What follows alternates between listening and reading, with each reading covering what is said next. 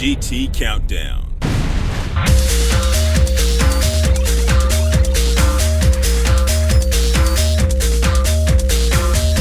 Sometimes it's a singular element. Other times, the building blocks of ideas fall right into place just so, and click. Something new and tremendous is spawned. Innovation is the soul of video games, though sometimes it's a secret where some of the best ideas are birthed.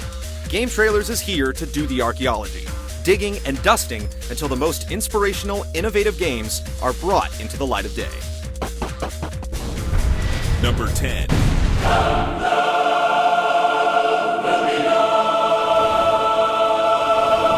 Dune 2.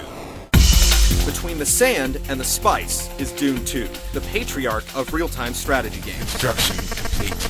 Though the roots of the genre date all the way back to the Intellivision's Utopia from 1981 and Herzog's Way in '89, it was all just a bunch of disjointed ideas until Dune 2 connected the dots. It brought together all the staples like resource gathering, tech trees, and factions with unique units and buildings, and even ambient terrain. All of these are taken for granted in the games that have followed since. Number 9. Ye Kung Fu. Many credit Karate Champ as the first true fighting video game, but its archaic controls and sterile atmosphere were just harbingers for the genre. The first game to truly get pixelated pugilism right was Ye Kung Fu way back in 1985, featuring health meters for both fighters, unique characters to face off against, and weapons. Ye Kung Fu is the inspiration for games like Street Fighter II and Mortal Kombat that followed afterwards. Number 8. The Sims. The Sims didn't become one of the best-selling games of all time because it was the first to feature a bladder meter. Creator Will Wright took a fresh approach to gaming by blending human psychology and interior design to make something truly unique, creating virtual characters with wants, needs, and emotions known as Sims. The game ignores traditional structure and goals by simply letting the player direct the lives of virtual characters, dealing with situations like friendships going sour, house fires, alien abduction, and the never-ending pursuit of woohoo. This nature-nurture aesthetic has been a part of games ever since. Number 7. Body Harvest. Many think that the first free-roaming sandbox 3D game was Grand Theft Auto 3, but a little-known game called Body Harvest for the Nintendo 64 was actually the first baby steps taken by industry giant Rockstar Games. Featuring a human clad in biomechanical armor staving off an alien invasion, the game includes well over 60 different vehicles to pilot, and mission objectives that randomly pop up across a map that covers over 1,000 virtual square miles. As the first attempt by Rockstar to nail this type of game design, Body Harvest is the often forgotten precursor to freestyle crime. Number 6.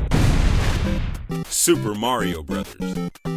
Super Mario Bros. Was the first game to nail the art of smooth side-scrolling action on a home console, and Mario's first adventure in the Mushroom Kingdom set up a lot of expectations for what a video game should be. Different levels, power-ups, extra lives, hidden secrets, and a little thing gamers used to call play control. The way players could control Mario's jump in mid-air or run and slide into narrow spaces gave the game a tight feel few other games could match, making the portly plumber a pioneer in 2D movement. This creative and precise combination of game elements makes Super Mario Bros. An enduring classic and one of the most innovative games of all time. Number 5. The Legend of Zelda. As much as Link connects the player to a mass of green pixels whose abilities and inventory grow with experience, he also connected games to the future. The notion of a high score was ripped away and the abstract idea of winning was blown aside, to usher in the era of the standalone epic game. Not to be finished in one sitting, the gold cartridge was the first to offer a battery save in the US, giving an infinite time frame to quest for the Triforce shards. And time was needed for this sprawling world, as avid cartographers puzzled over cryptic clues in the land of Hyrule. Number 4. Ultima Online. The glow of a monochrome monitor representing the bits and bytes pumped across ARPANET light up the labs as half-elves do battle. These text-based worlds may have caused the downfall of university productivity, but it wasn't until Lord British himself was able to pair a persistent virtual world with graphics in Ultima Online that it would become a worldwide pandemic. Though games like Meridian 59 and the original Neverwinter Nights let paltry hundreds quest it out for levels and riches, it was UO with its rich Ultima legacy behind it that gave credence to developer Origin Systems' motto, "We create worlds." The design sent ripples throughout the industry that have since turned into massive, profitable waves. Number 3. Wolfenstein 3D. Okay, so it wasn't really 3D, but it really felt like it.